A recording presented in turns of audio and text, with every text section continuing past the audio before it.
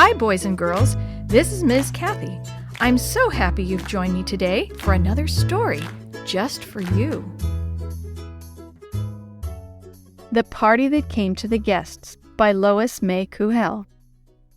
Miss Ehrman's sixth-grade room rang with squeals of delight when the girls found little pink envelopes on their desks. Lisa Meyer had invited them to her birthday party. Helen Weiler hurriedly opened her envelope, though she knew what it said. She and Lisa were best friends, so she always went to Lisa's parties.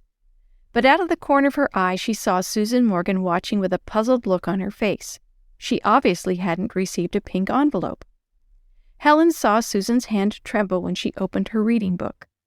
Just then Miss Ehrman suggested that the invitations be put away and everyone study their history, and she too noticed Susan's trembling hand. Susan lived in a tiny garage house at the edge of town.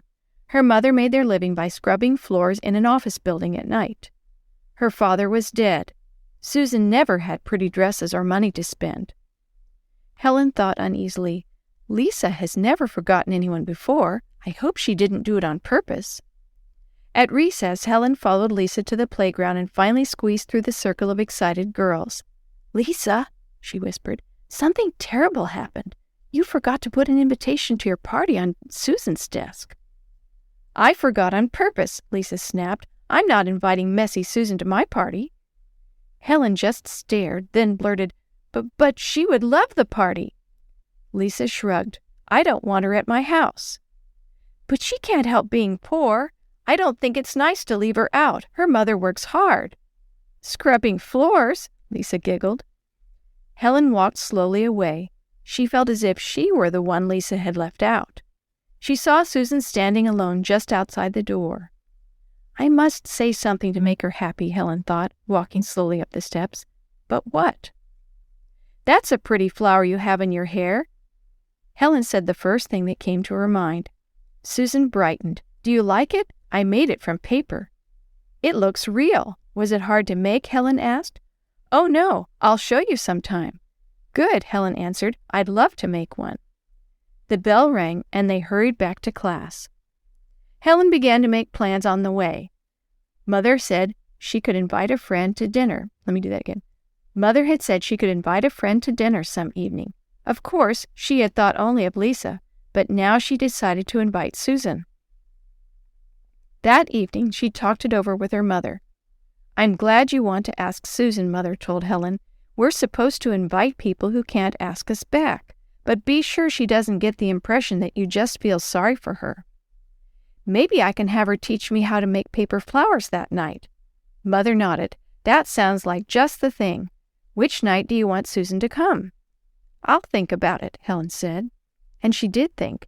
She knew Susan's mother slept later on Thursdays because of an extra long Wednesday night work shift, and it would be especially lonely on Thursday afternoon this week for Susan because she'd be thinking of all the other girls going to Lisa's party. Then Helen thought about the pretty little package wrapped in pink tissue paper for Lisa. In it, she had put a storybook and a ruler. She could hardly wait to see Lisa's delight when she opened it. Several times Lisa had told her she wanted a plastic ruler like Helen's, with the golden rule printed on it. Before school, at recess, and at lunchtime, the girls flocked around Lisa and talked about the party. Susan stayed at her desk reading. She had nothing to talk about, so she couldn't mix with the girls. Once Helen noticed her wiping her eyes. That was when Helen decided for sure. She slipped away from the girls and walked straight to Susan's desk. "Could you come home with me after school tomorrow?" she asked. "Mother said I can invite someone over to eat dinner with me, and I told her I wanted you." "Tomorrow?" Susan asked. Helen nodded. "The party is tomorrow," Susan said slowly. "Oh, that." Helen tried to sound unconcerned. "I'm not going. Are you?" Susan shook her head, looking puzzled. "I thought we could make paper flowers." Susan began to smile. "I'd love to. I'll show you how to make a red carnation like mine. Maybe we can make some for the classroom." They laughed happily and slipped into their seats as the bell rang. That afternoon after school, Helen waited in the hall for Lisa.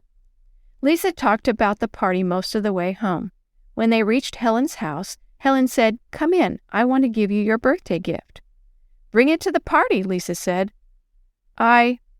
Lisa, I'm not coming." Not coming? Why not? I asked Susan to spend the afternoon with me. Tomorrow, Lisa exclaimed. How could you? She's lonely. Thursday is such a miserable day for her. She has to be quiet so her mother can sleep. I know she'd think of all the girls having fun at your party. And well, Lisa, she might feel bad all day because you don't want her. So I asked her to come home with me. Helen swallowed hard. Won't you come in and get your gift? A few minutes later, Helen stood at the window and watched Lisa walk down the street carrying the pink package. She wondered if they would ever be friends again. Lisa hadn't said much, so it was hard to know what she was thinking, but Helen had a happy feeling in her heart. Thursday afternoon, Helen and Susan were busy making red paper carnations when they heard voices outside. The girls! Helen cried. Sure enough, Lisa stood knocking on the door, and in back of her were all the girls from school wearing party hats. They carried plates covered with napkins. Helen and Susan ran to the door. We brought the party to you, Lisa explained. Ice cream, cake, candy, and a hat for each of you.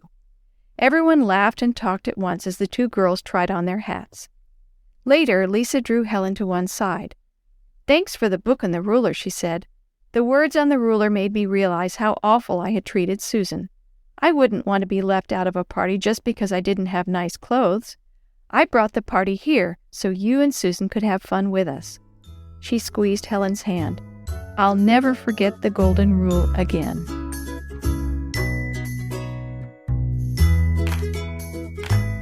The story you have heard today is from Guide's Greatest Stories, written by various authors and compiled by Randy Fischel, and used with permission from the Pacific Press Publishing Association. If you're interested in any other books published by the Seventh-day Adventist Church, please visit AdventistBookCenter.com or call 1-800-765-6955.